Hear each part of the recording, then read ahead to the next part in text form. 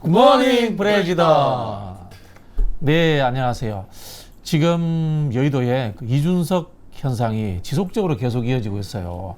저는 뭐 이렇게 대표가 된 이후에 한 1, 2주 정도에 끝날 줄 알았는데 지속적으로 흐름이 이어지고 있는데, 오늘은 우리가 이준석 현상이 과연 민주당에는 어떻게 나쁜 영향, 좋은 영향을 미치고 있는지, 또는 민주당에는 이준석과 같은 새로운 스타 정치인이 나올 가능성이 없는지, 여기에 대해서 한번 이야기해 볼까 합니다. 오늘 우리 이나 씨는 아직 청년? 네. 청년 맞죠? 91년생 31세. 그럼 이준석보다도 훨씬 더 어리네요. 어립니다. 그렇습니다. 5살. 최근에 그 이준석 국민의힘 대표가 네네. 따릉이 네네. 타고 다녀서 이 언론에도 나오고 이거에 대해서 민주당 의원이 비판을 하기도 했는데, 네. 이거 어떻게 보셨어요? 그게 왜 언론에, 저는 그렇게 생각해요. 그게 왜 언론에 나왔는지도 모르겠고, 그걸 왜 비판하는지도 사실 모르겠어요. 양비론이네. 무슨 당이에요? 민주당. 민주당이니까 그러면은 민주당 개혁파 또는 민주당 불만파로 불러드릴게요. 좀 더 듣기 좋게 개혁파로 개혁파로. 불러주세요. 네, 알겠습니다. 우리 그 KF 씨는 어떻게 보셨습니까? 뭐 저는 저도 제가 개인적으로는 제 개인 페이북에 썼는데 자전거 타시잖아요. 저는 자전거 훨씬 좋은 자전거 타시잖아요. 그러니까 전 다른 고급 자전거 아니고 예. 근데 뭐 2분 거리 그거 쇼했다 뭐 이런 얘기인데, 저는 이런 생각을 해요. 그 나이를 가지고가 아니라 제1야당의 대표가 됐고 첫 출근을 따릉이로 했다는 거는 어떤 거냐면, 정치인이 뭘 행위를 한다는 건 메시지거든요. 쇼죠. 예. 쇼를 해야지. 예, 옛날에 우리 그거 기억하죠? 박정희 대통령 논두렁에서 막걸리 먹는 그렇죠. 거. 그래서 서민에 대한 이미지, 그리고 나 농촌에 관심 있다, 농민들에 관심 있다라고 하는 이미지를 보여주는 거라고 말이죠. 박정희 대통령이 그 당시에 모내리기 가서 100평을 냈겠어요? 200평을 냈겠어요? 많이 했다는 소문이 있습니다. 그렇습니까? 그러니까 사실 대통령이 가면 그 전날 뭐 며칠 전부터 가서 경호실 찾아가서 온갖 닥달 다 할 거고, 그렇죠. 귀찮게 하는 건데도 불구하고 가는 이유는 대국민 메시지란 말이죠, 그 행위가. 근데 이것 때문에 아마 노무현 대통령은 그런 얘기 하셨대요. 야, 그런데 현장 가면 괜히 민폐만 끼치고 내가 가서 모내기를 하면 뭐 10평을 내겠냐 100평을 내겠냐, 가지 말자. 이런 얘기를 했는데, 어느 그 보좌진이 그런 말을 했대요. 대통령이 하는 건 거기 가서 그 행위로서 무슨 실익을 내려고 그러는 게 아니다. 대통령이 여기에도 관심이 있다. 그래서 건설 현장도 가보고 뭐 환경 파괴 현장도 가보고 이렇게 하는 거다. 근데 그런 얘기를 하고 나서는 대통령이 그 이후로는 열심히 다녔다 그러시더라고요. 최근 이제 좀 예전 정치인인데, 네네. 실제 봉사활동을 가서 실익을 내는 정치인이 있었어요. 싹 죽었어요. 같이 갔다가. 누군지 아세요? 누구예요? 손학규 대표. 그런 분은 와, 손학규 대표하고 연탄 배달 갔는데요. 서너 시간을 정말 쉬지도 않고 기본 한 4장씩을 들어요. 그래서 제가 이제 좀 지쳐서 중간에 2장을 들었더니, 야, 넌 그 2장밖에 못 들어. 70 다 된 나도 5장씩 들었단 말이야.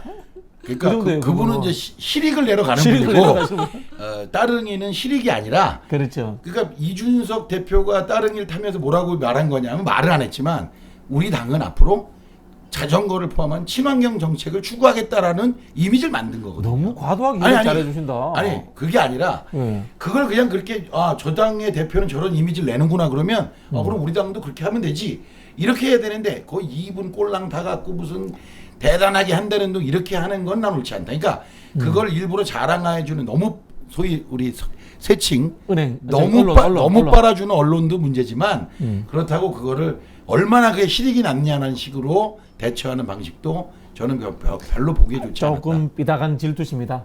그렇죠. 여당의 비판. 실제로 한번 걸어보셨어요? 몇 분 걸리는지?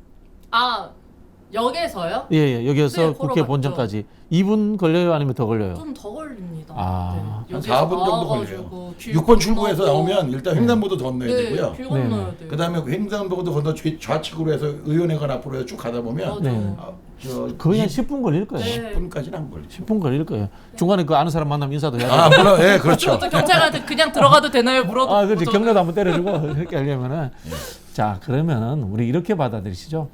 정치에서 쇼는 필수 불가결한 거다. 그럼요. 쇼가 메시지다. 네. 그런 측면에서 그냥 이해하고 넘어가고, 과도하게 역반응을 해주는 것도 오히려 이준석을 더 띄워주는 거다. 네. 뭐 그 정도로 저는 정리를 하고 넘어가면 좋을 것 같다라는 생각이 듭니다. 그럼 우리 이준석 현상에 대해서 네. 여러 가지 분분한 현상이 있어요. 이제 저부터 한번 결론을 네. 내볼게요. 저는 이거는 세대 교체의 의미는 아니고 혁신가다. 혁신가다. 스타다. 스타 정치인의 부상이다. 이렇게 받아들였는데 우리 민주당에서는 이것을 전형적인 세대 교체 의미로 받아들이고 있더라고요. 여기에 대해서 세대 교체를 하고 늘 저희의 자리를 넘보고 저를 쫓아낼 의향을 있는 것처럼 보인 적이 때로는 있었다라고 제가 분석하고 있는 이나 씨는 어떻게 보세요? 전혀 오세요? 아 저는 그렇게 말하고 싶어요. 이준석이 세대를 뭐 대표하는 건 아니지만 사실 어제까진 아닐지언정 오늘은 맞다라고 말해주고 싶어요. 왜 그런 것 같아요? 왜냐하면은 이제 지속적으로 어제도 뭐 얘기가 나왔던 것 같은데 SNS 활용을 정말 잘하는 또 정치인이잖아요. 그런 거 보고 그리고 그 청년들의 얘기를 계속 끊임없이 해왔어요. 그런 거를 봤을 때는 단순히 뭐 우리가 이전까지는 아니라고 생각했지만 지금은 맞을 수 있다. 아, 좀 굉장히 와닿는 이야기인 것 같아요. 네네. 이 옛날 김춘수 시인이 그런 이야기 했지 않습니까? 내가 꽃이라고 불러줬을 때 그는 나에게 와서 꽃이 되었다. 언론과 주위에서 세대 교체라고 이야기를 하기 때문에 세대 교체가 된 것이다. 아, 그런 측면인데 그런 측면에서 저는 세대 교체라고 이야기를 안 하는 거예요. 왜냐하면 세대 교체로 이야기하면 저처럼 해보지도 못한 사람도 바로 세대 교체 아웃인 거야. 그래서 저는 이거는 혁신의 물결이다. 왜? 제가 혁신가니까. 이렇게 만들어가는 거죠. 이런 저는 아전 인수격 해석이 민주당에 필요하다라고 이제 저는 생각을 하고 있는데 어떻게 생각해요? 제 이야기 좀 동의하시죠? 예, 동의합니다. 네. 그런 건. 왜냐하면 사실 세대 교체라는 건 어거지로 되는 건 아니죠. 그렇죠. 그러니까 어떤 사람이 혁신적인 주장을 했고 그것이 다수의 공감대를 얻었을 때 돌아보니까 쟤 나이가 어리네? 야 이제 저 나이 또래가 이제 이런 주장도 할 상황이 됐네? 하면서 세대 교체라는 흐름으로 오는 거지 지금부터 제가 세대 교체 발언을 하겠습니다 이렇게 해서 오는 건 아니기 때문에 네네. 그리고 저는 뭐 계속 어디 가서도 말씀드리지만 대구에 가서 했던 이준석 대표의 그 소위 말하면 국힘의 심장 대구에 가서 했던 발언은 정말 뭐 제가 강렬했죠. 예, 좀 아까 저 아래에서 이렇게 오다가 보니까 아직 그 여의도에 우리 공화당 그 텐트가 있더라고요. 거기에 박근혜 대통령 아직 4년 억울한 옥살이 뭐 이렇게 막 써 있던데 그 사람들을 그냥 조용히 뒤안길로 보내버린 거잖아요. 잠재워버렸죠. 예. 그러니까 그 사람의 그 한마디 탄핵은 정당했다. 호가호위를 막지 못해서 국정이 통치가 불가능한 상태까지 갔었기 때문에 어쩔 수 없이 탄핵은 정당했다. 이렇게 말하면서 그런데 우리도 저 기준대로 앞으로 가야 된다라고 말했던 그것 하나로 지금까지 그 유수의 중심이 됐던 우리공화당이라든가 태극기 부대 그리고 민경욱 류를 비롯한 다양한 사람들을 그냥 말 한마디로 저기 역사의 뒤안길로 보내버린 차명진도 포함. 예, 차명진 포함. 차명진 그다음 김대호. 그렇죠. 예, 다 포함. 제가 싫어하는 사람들 다 한꺼번에 이름 넣었습니다. 예. 그 실제로 이런 것 같아요. 세대 교체라는 것이 나이로서의 생물적 세대 교체가 아니고 그렇죠. 사고의 교체, 철학의 교체, 네, 동의합니다. 그다음 정책의 교체거든요. 그런 측면에서 이준석은 저는 세대 교체를 내세우지는 않았지만 혁신가로서 세대 교체를 이루었다. 이렇게 하면은 이제 저희 같은 사람들도 좀 그나마 발 디딜 틈이 생기지 않을까. 아니 그러니까 이룬 건 아니에요. 이룬 건 아니에요. 그러니까 바람만 일으켰지 아직 국힘이 뭐 변화가 없습니다. 아직은. 그럼 이루는 건 저희가 이루는 예, 거예요. 예, 그러니까. 갓 50대가 된 저희가 이루는 걸로. 예. 그러니까 저는 또 그런 것 같아요. 세대 교체라기보다 시대가 교체됐다라고 보면 좋을 것 같아요. 훅 들어오는데 에이지가 아니고 시대도 에이지죠, 그죠? 네. 예, 보통 에이지라고 표현합니다. 예, 영어가 짧아서 죄송합니다. 자, 그러면은 민주당에는 이런 혁신적인 또는 세대 교체를 할 만한 사람이 없을까요? 제가 뽑아 보니까 30, 40대 국회의원은 민주당 의원이 훨씬 더 많아요. 맞습니다. 예. 근데 왜 이게 안 될까요? 대표적으로 제가 이름을 쭉 불러드려 볼게요. 이소영, 그다음에 장경태, 이동학, 전용기 이 국회의원이고요. 그 소방관 그분 이름 뭐죠? 오영태? 오영환. 오영환. 예. 그리고 또 원외지만은 최근에 최고위원이 된 이동학. 그다음에 전 최고위원인 박성민 어제 TV 토론에 나와서 아주 잘했더라고요. 이런 분들은 이준석과 비교하면은 왜 이렇게 흐름을 만들어내지 못할까요? 어떻게 생각하세요? 제가 봤을 때 내공은 뭐 장경태 의원님 같은 경우에도 이준석만한 내공은 있는 분인 것 같아요. 그렇지만 이분들의 공통점은 본인만의 아이덴티티가 없다. 아이덴티티가 없다. 저는 이렇게 볼 철학 수 부족이다. 있을 것 같습니다. 그래서 본인만의 이제 민주당 청년 의원분들도 굉장히 좋으신 분들 많잖아요. 그래서 본인의 아이덴티티를 잘 만들으셔서 멋지게 좀 밀고 나가셨으면 좋겠습니다. 그중에 혹시 친해지고 싶은 친해지고 싶은 사람 사람 있어요? 저는 박성민 전 최고님. 네. 부자명 꼽자면 박성민 우리 저 성민 씨는 20대 초반이에요. 네네. 아직 학생이에요. 대학생이에요. 그렇죠. 예, 그러시구나. 자, 우리 KF 씨는 특별히 친한 분들 많으시죠? 아니요. 여기는 친한 사람이 한 명도 없습니다. 어. 아는 사람은 몇 명 있는데 그래서 아는 그냥 얼굴만 아는 거고. 정치적 성장 과정이나 이런 부분들을 가지고 좀 설명을 좀 해주시죠. 그러니까 제 생각에는 일단은 비교하기가 좀 약간 난해한 게 예. 이 지금 호명하신 뭐 장경태, 이동학, 전현기, 박성민 이런 분들은 오영환까지 이런 분들 사실 전면에 등장한 지가 이제 한 2년 정도예요. 장경태 의원은 좀 돼요. 좀 되죠. 네, 좀 근데 돼요. 일단 이 기간적으로 이준석 대표하고 비교하기가 좀 그래요. 그러니까 이준석 대표는 어쨌든 깜짝 발탁 이후에 10년을 온갖 20대 때 발탁되어서 10년을 한 거죠. 10년을 온갖 방송에 나가서 자기 주장을 하면서 때로는 뭐 좀 까지기도 했고 또 상대를 까기도 하면서 이런 여러 가지의 경험들을 예의는 쌓았는데 없는 편이에요. 예. 예의는 없죠. 예, 제가 그 정도 같이 해봤는데 예의는 없는 편이에요. 근데 원래 젊은 애들이 바른 말 하면 되게 듣기 싫어져요. 그게 늙는 신호입니다.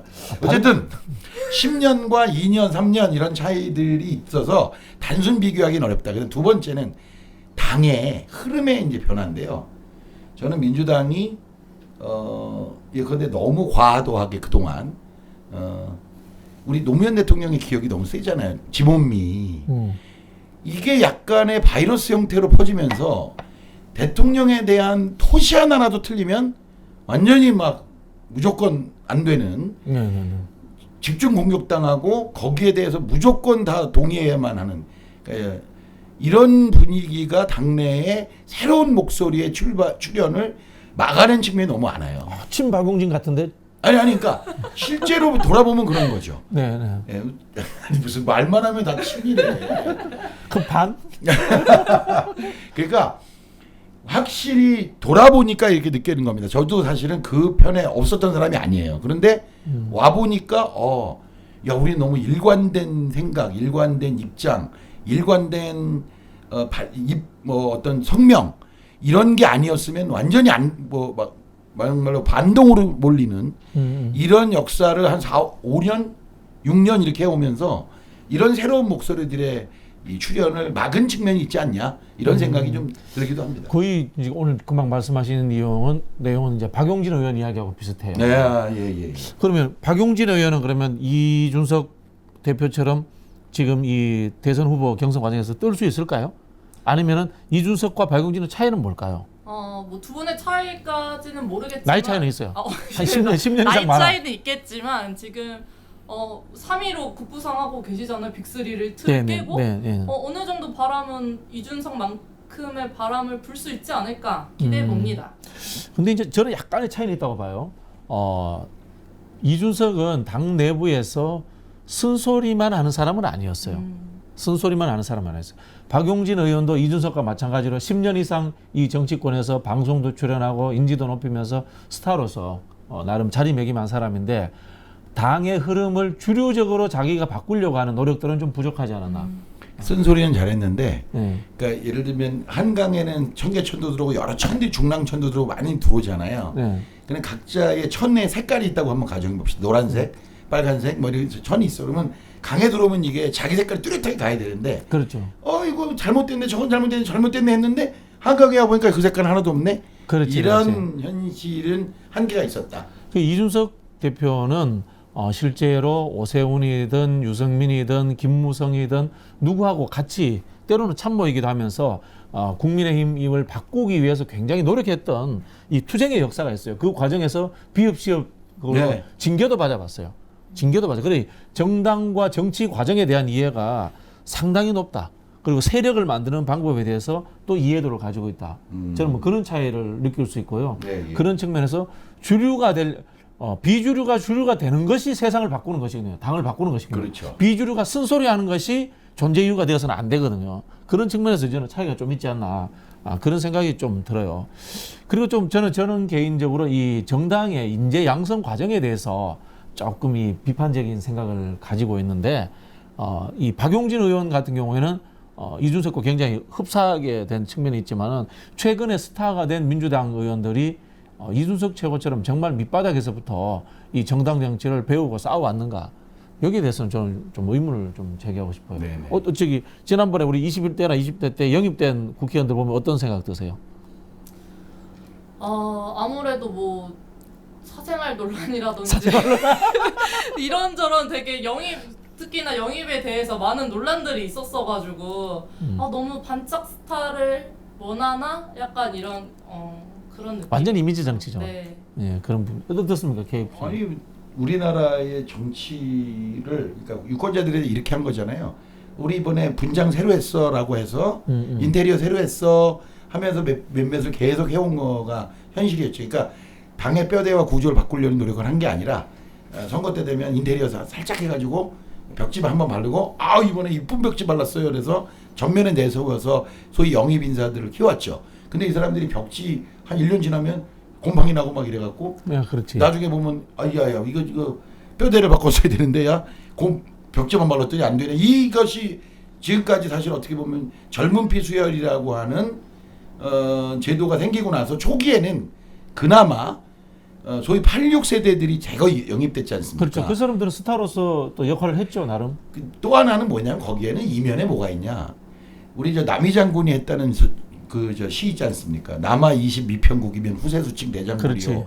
남자가 20이 돼서 뭐 미편국 천하를 평정하지 못한 무슨 대장군이라는 이게 뭐 아주 남자 중심, 남성 중심 얘기지만 최소한 86세대들이 갖고 있는 공통점이 뭔지 아십니까?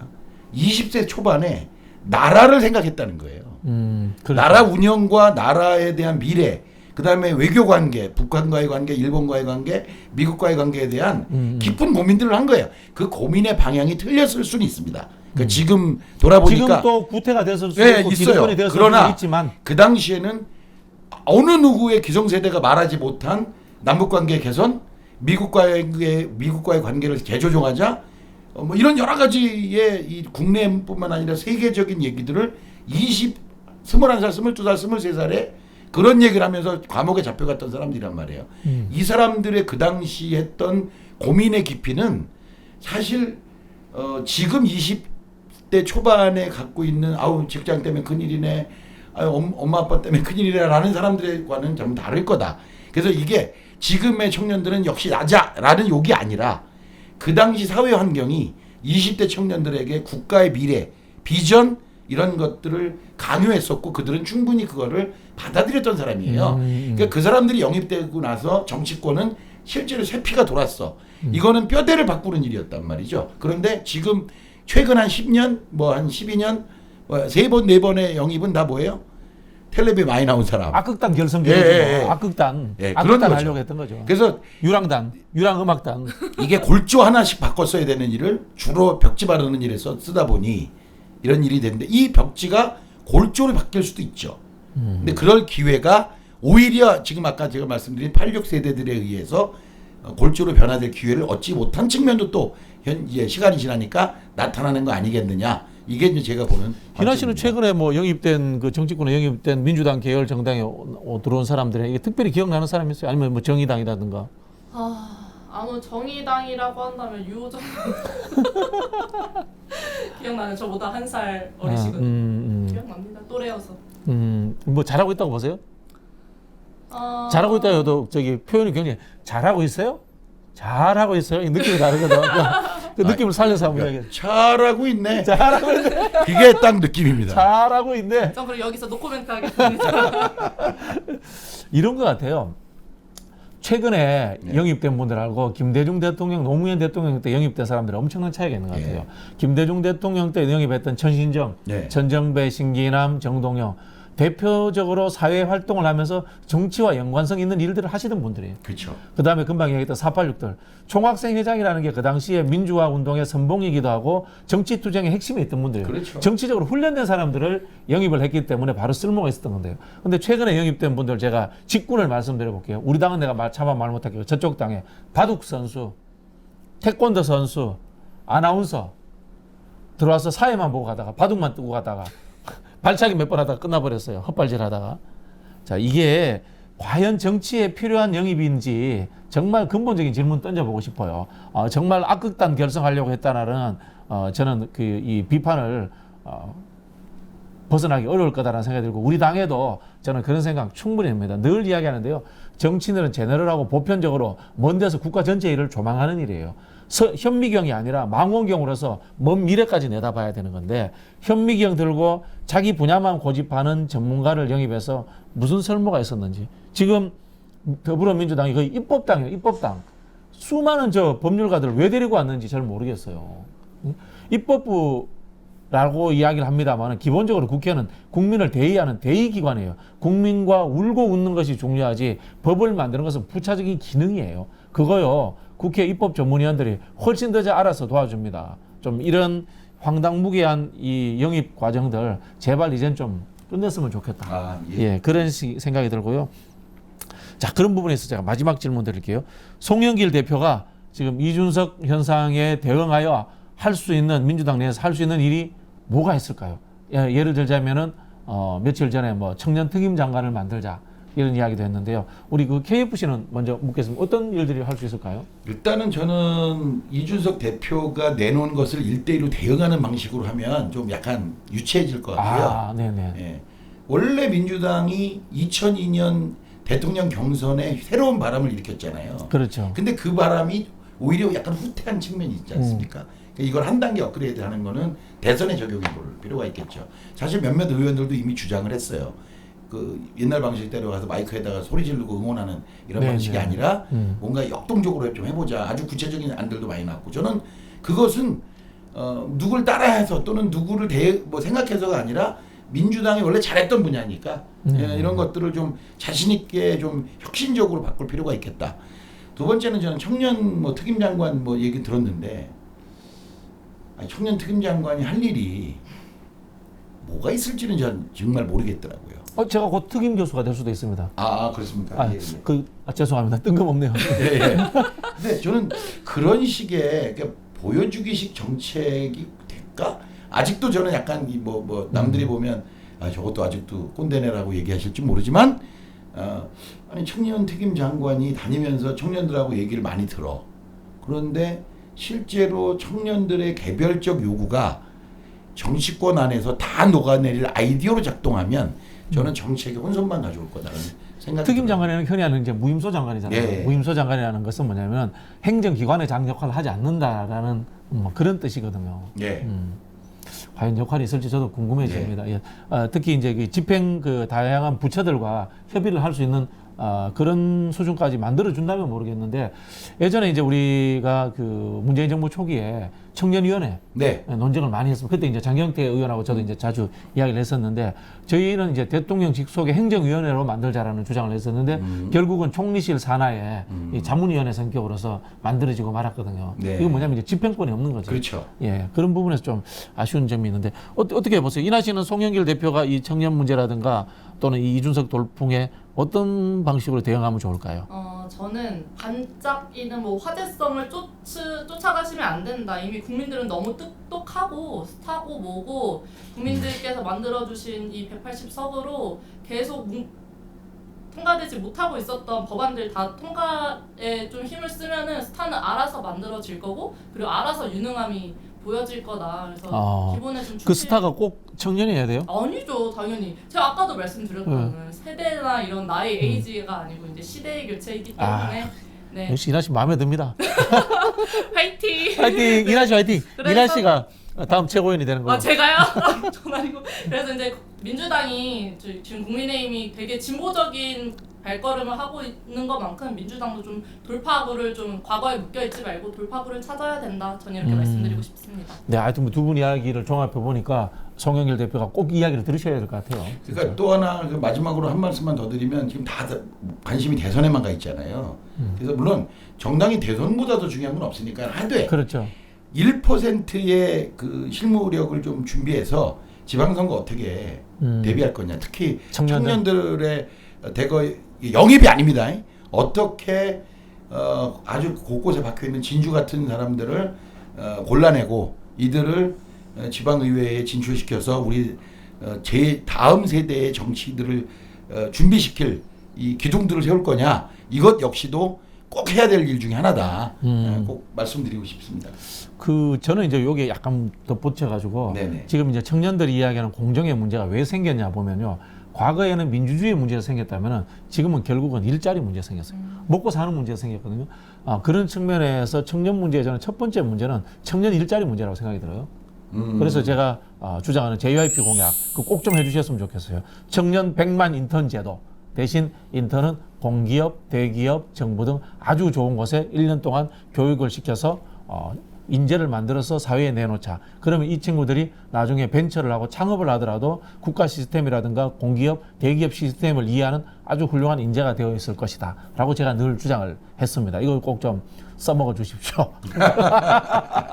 제가 이 공약에 대한 지적재산권은 받습니다. 공짜 아닙니다.